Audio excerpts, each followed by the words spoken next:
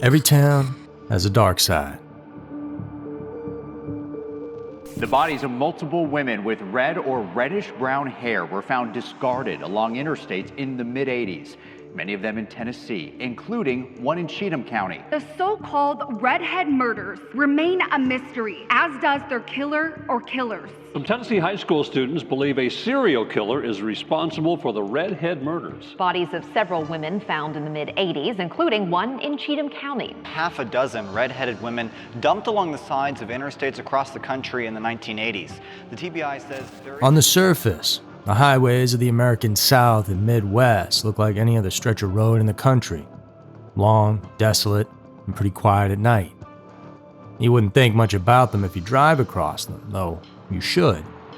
Because for nearly a decade, these roads were some psycho killer's hunting grounds. There might have been one person, or maybe a few, and we'll get into that later. But whoever this was, they were very active between the late 1970s and 80s. And it was here along the asphalt that a series of brutal and mysterious murders took place, all with an eerie connection. And the victims were women, their bodies discarded along highways, and each and every one of them had reddish-colored hair. Appropriately dubbed as the Redhead Murders, and the string of killings has left investigators searching for answers for nearly 50 years. Who was responsible, and why were these women targeted? Most disturbingly, how many victims are there really? Hey guys, it's Andrew. Thanks for tuning in to another episode of Everytown, where today we're diving into the perplexing cases that are collectively known as the Redhead Murders. A case that has spanned decades and has multiple suspects, yet still no one's been linked to everything, which is in part why you may have never heard about them. And so, let's head on over to a couple of states together now and see if we can find out what the real story is behind the Redhead killings.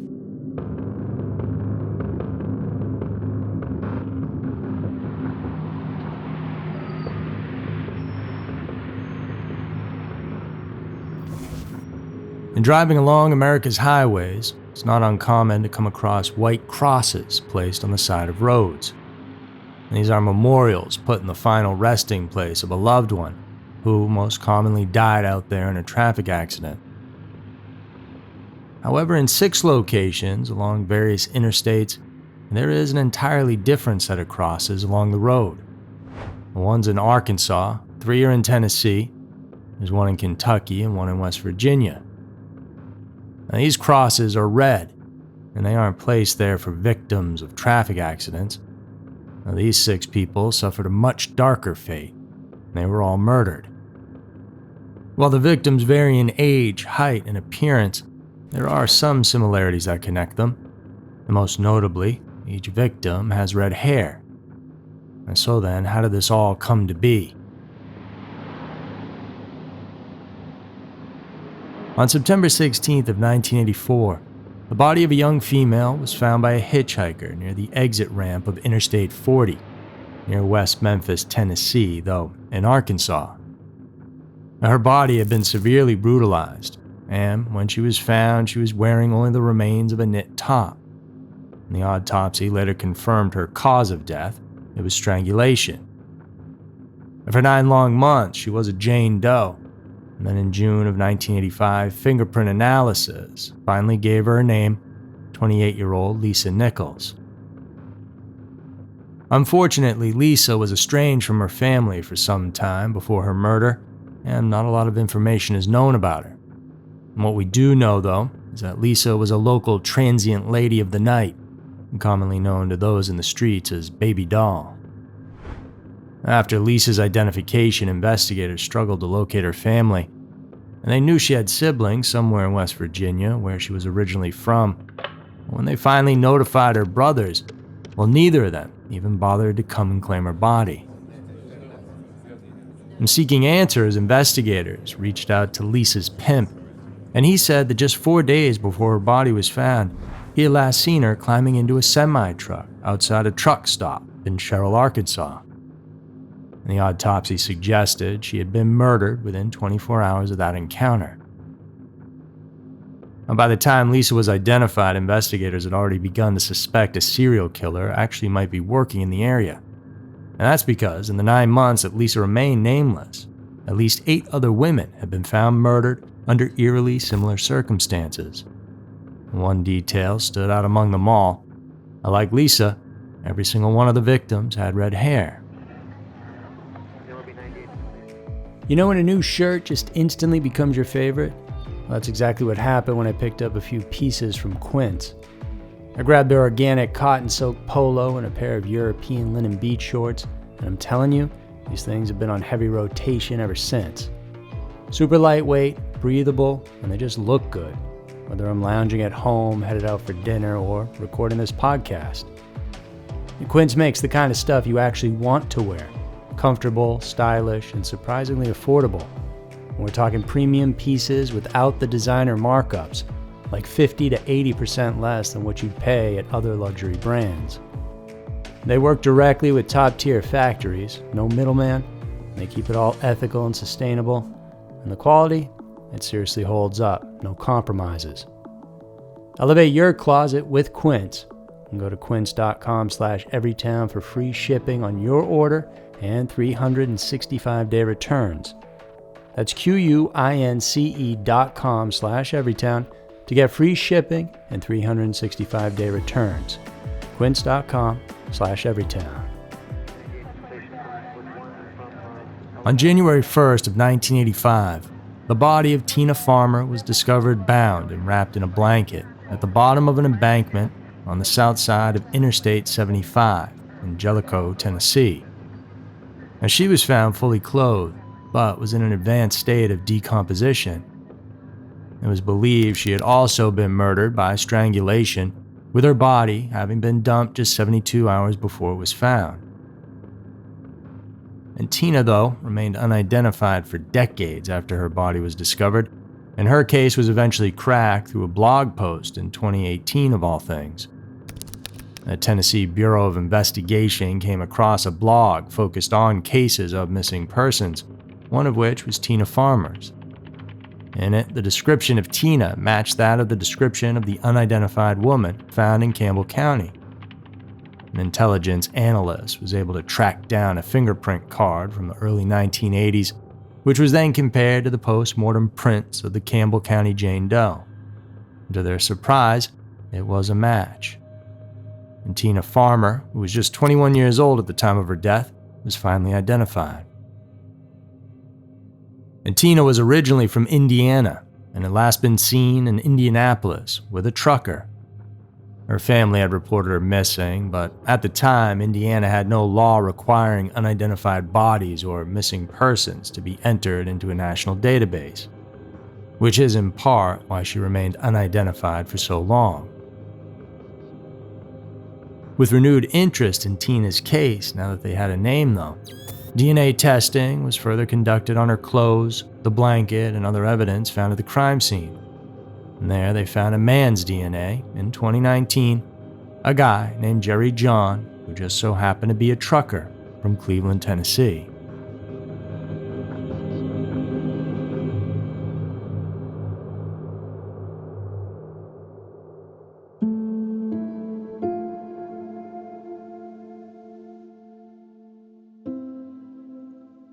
As it turns out, Johns had been arrested just 2 months after Tina's body was found, and it was for a pretty bad reason. See, in Knoxville, a red-headed woman named Linda Shack had been left for dead in a storm drain under Interstate 14 near Watch Road. And she had been strangled with a piece of cloth torn from her own t-shirt and then bound and dumped. Miraculously, though, she survived. When she recovered, Linda quickly led investigators to Johns. She said the two had met at the Catch One club where Linda worked. And after that, they went back to his hotel room and Johns pulled a gun on her. The crime rolled out from there. He was tracked down and arrested, and as you can imagine, the authorities had some questions for him. Thinking he could most definitely be a serial killing truck driver, they asked about 20 other unsolved murders that happened all across the Bible Belt. And Johns seemed to take pleasure in being considered a serial killer. In an interview from his prison cell, he said, "Apparently I fit the mold of what they're looking for. And you can't blame them. They've got a lot of unsolved cases all over the country. But they can try all they want. It won't work. I didn't do it." But he definitely did do it to Linda and Tina, though they wouldn't know that for sure until decades later. So what else had he really done? Sort of, unfortunately. Johns died in prison in December of 2015, so there was no getting direct answers from him after that. But detectives could go back on older cases and see what dots they could connect. Back in March of 1985, the remains of a red-haired female were found along I-24 westbound in Pleasant View in Cheatham County. Her body was there for a while until a driver stuck on the side of the road discovered her. A couple had pulled over because their radiator overheated, and they needed water to cool it down, so they ventured into the woods right there on the side of the road looking for a stream or some water. Instead, though, they stumbled upon the skeletal remains of a human being. It was estimated that the victim had died somewhere around 3 to 5 months earlier.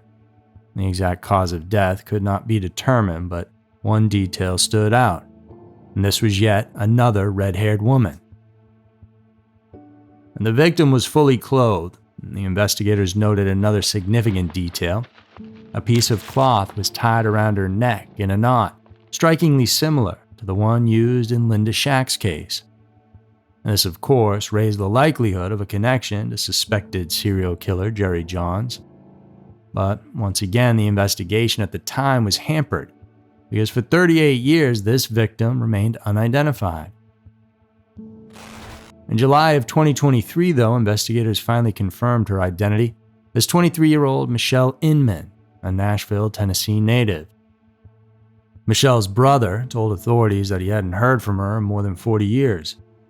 Investigators determined that her last known contact was in December of '84, and her remains were discovered in late March, aligning with the estimated time frame of her death.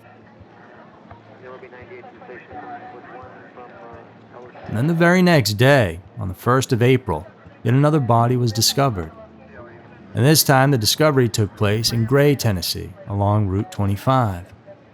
And the victim, long known only as Kentucky Jane Doe, was finally identified in 2018 as S.B. Pilgrim of North Carolina.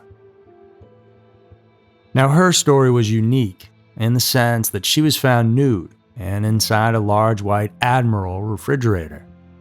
Her cause of death was determined to be suffocation, but intriguingly, the coroner found no marks on her body, so no signs of strangulation or asphyxiation. But she too had red hair. Now, what many believe might have happened in this case was that SB had actually escaped her attacker, fleeing off into the woods, unclothed, before coming across the abandoned refrigerator. She then jumped inside to hide, only she may have become trapped, which ultimately led to her suffocation. So, from one terrible situation to another. Now, this theory remains unproven, as the coroner at the time didn't conduct tests on the refrigerator's seal to determine whether it was airtight enough to cause suffocation. Still, though, a clear male footprint was found close to the scene, and possibly and likely belonging to her attacker. And maybe he put her in there, or found her and then just waited it out until she slowly faded away. SB, as it turns out, may have last been seen using a CB radio to solicit a ride from North Carolina. She had 5 children.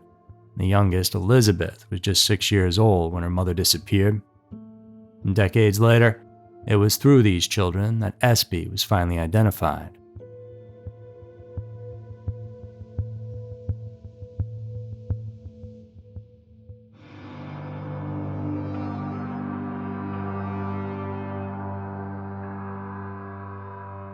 And then just 2 days after SB's discovery, on April 3rd, yet another set of remains was found.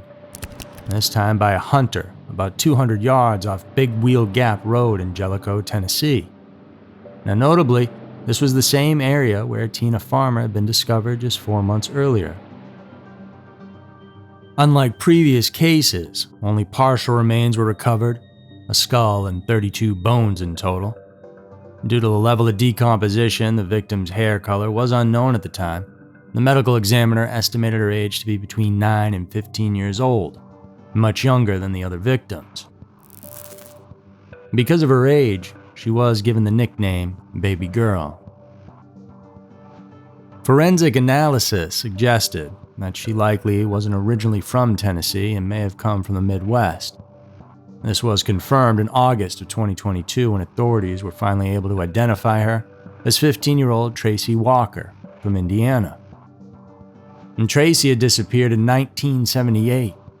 Her mother reported her as a runaway, and so likely she was hitching rides trying to get to wherever she was going. And it's very possible she had been dead for around 6 years by the time she was found. But interestingly, it was only after her identification that it was confirmed she had red hair, officially making her a possible victim of the Redhead killer. And so far, these 5 women, Lisa, Tina, Tracy, Michelle, and Espy, are all considered linked to the Redhead Murders, believed to be victims of the same unidentified serial killer. However, there are several more potential victims with similarities that are pretty hard to ignore.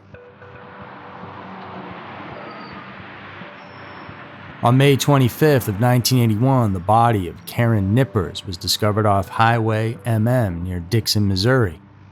Now, her cause of death was determined to be strangulation, with a pair of pantyhose found tied around her neck. Her clothing appeared to have been hastily put back on, and her jean pockets were pulled out, suggesting someone had deliberately emptied them. She was also a redhead. On the 13th of February of 1983, an elderly couple discovered what appeared to be a mannequin lying off the side of the road along Route 250 near Littleton, West Virginia, an area known for illegal trash disposal. And curious, they stopped their vehicle for a closer look, only to discover it was the naked body of a woman. Now, this victim, who became known as the Wetzel County Jane Doe, was believed to be between 35 and 45 years old, standing about 5'6" and weighing around 135 pounds. And she had reddish auburn hair and had been dead for about 2 days before being found. And snow had actually covered the ground but not the body, and footprints were visible in the frost, suggesting she had been killed elsewhere and dumped just before the couple discovered her. Although the exact cause of death could not be determined, and strangulation was ruled out due to the absence of bruising or ligature marks on her neck, suffocation could not be excluded. A year later, another woman was found along Highway 78 in Olive Branch, Mississippi. Still unidentified to this day, she is known as the DeSoto County Jane Doe. And she was a white female, estimated to be between 20 and 35 years old, and she had red or strawberry blonde hair. Her cause of death was confirmed as asphyxiation by ligature strangulation, and her death was ruled a homicide. The FBI issued a request for information asking the public if they knew of a woman matching Jane Doe's description who went missing after New Year's Day in '85. Unfortunately, nobody did, though.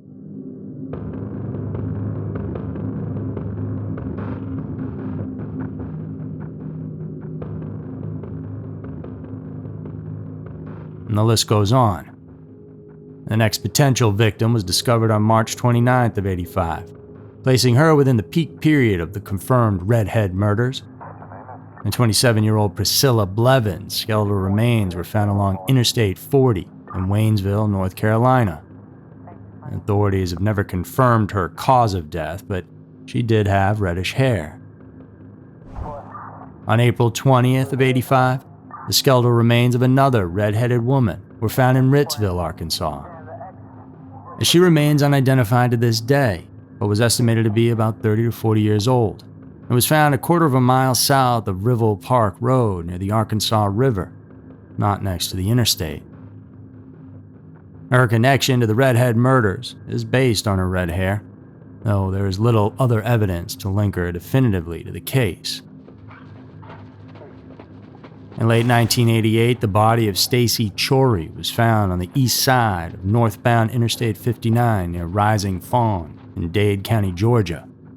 Now, Stacy had been strangled, and she was reported missing by her mother in January of 1989, just 4 months after losing contact with her family.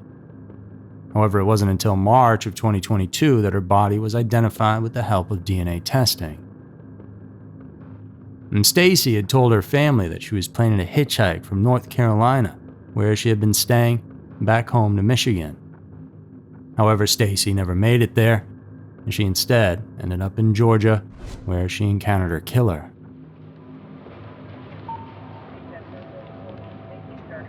In September of 2022, her killer was definitively identified as a man named Henry Frederick Wise. Now, he was a truck driver from Western Carolina Trucking Company. Investigators managed to find DNA from an unknown male, which they suspected belonged to Stacy's killer. And once her identity was confirmed, their next task was identifying him. Now, at the time of Stacy's murder, Wise was 34 years old. However, he died in 1999 in a car accident at the Myrtle Beach Speedway in South Carolina, where he burned to death. As a result, there will be no trial, so he'll just remain the prime suspect officially. And Wise had a long criminal history in Florida, Georgia, and North Carolina, with charges ranging from theft to assault and obstruction of a police officer. Although investigators couldn't link him to any other of the Redhead cases directly, it's worth noting that his trucking route did take him along several interstates where Redhead murder victims were later found. And so could Wise have been responsible for more of the murders? Well, it's certainly possible. Maybe two guys who liked killing also just liked redheads. And outside of Wise and Johns, only one other suspect has ever been mentioned. And he was a 32-year-old trucker from Pennsylvania who remains unnamed. Now, he was questioned after kidnapping and assaulting a young woman in Indiana. However, he was eventually cleared after being questioned by the Tennessee police.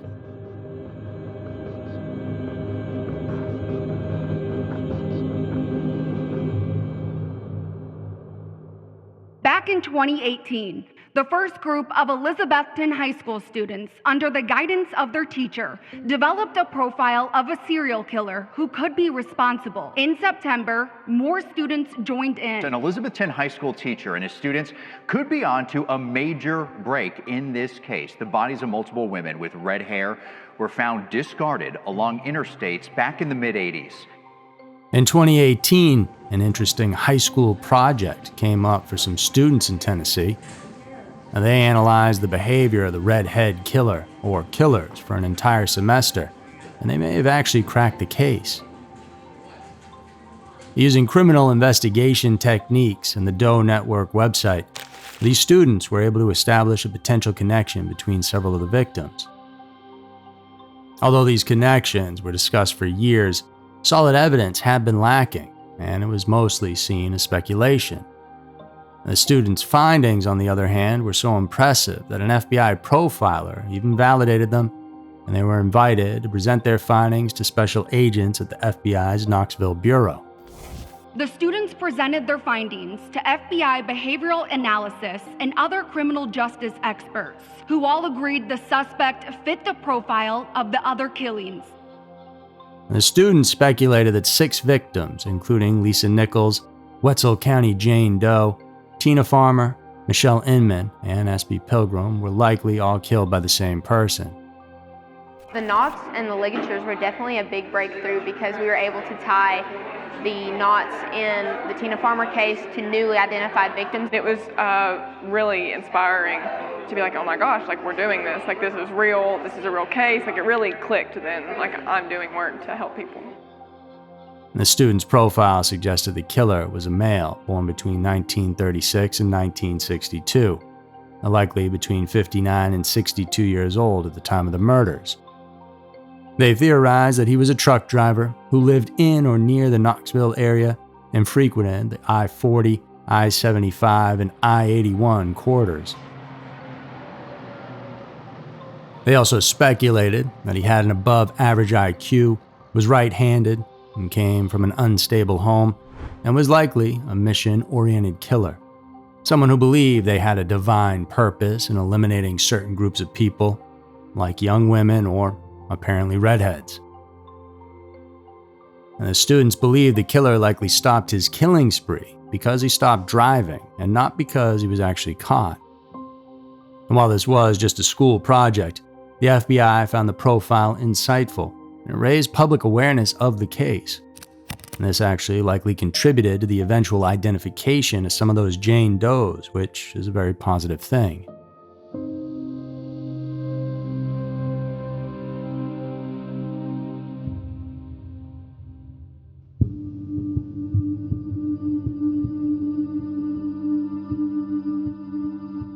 In the end, it's clearly hard to say for sure who was responsible for killing whom when it comes to this whole case. And there's a lot of victims here, so if it was the work of one person, then they were extremely prolific.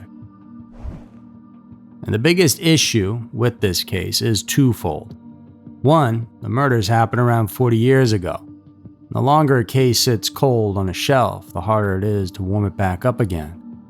And two, a lot of these women were from the lower rungs of society, so to speak. And that's a tale as old as time. The more important you are, whether that's celebrity status or just having money, well, the more the system works to solve your case. An upstanding citizen's life is more of an injustice somehow when it's lost, and deserves more scrutiny, I guess.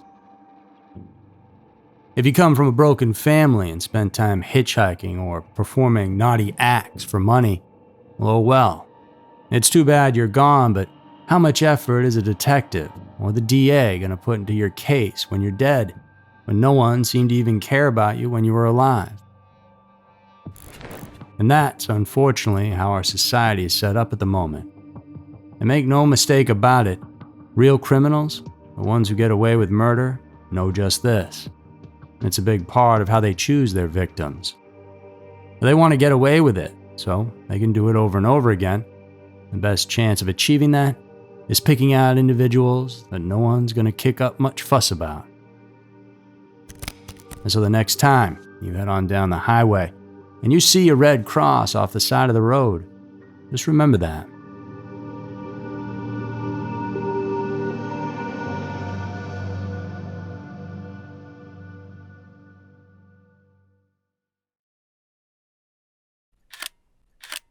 That's going to do it for this week's episode of Every Town. Hope you all enjoyed it. And if you like this kind of work we do and you want more, check out some of the links down in the description. For more podcasts and videos from us to go through, there's merch and our movie, An Angry Boy, is also available. I appreciate you all very much, so thanks for tuning in. And remember to come back next week for another episode of Every Town filled with scary, strange, and mysterious stories. Because you never know. Maybe your town will be next.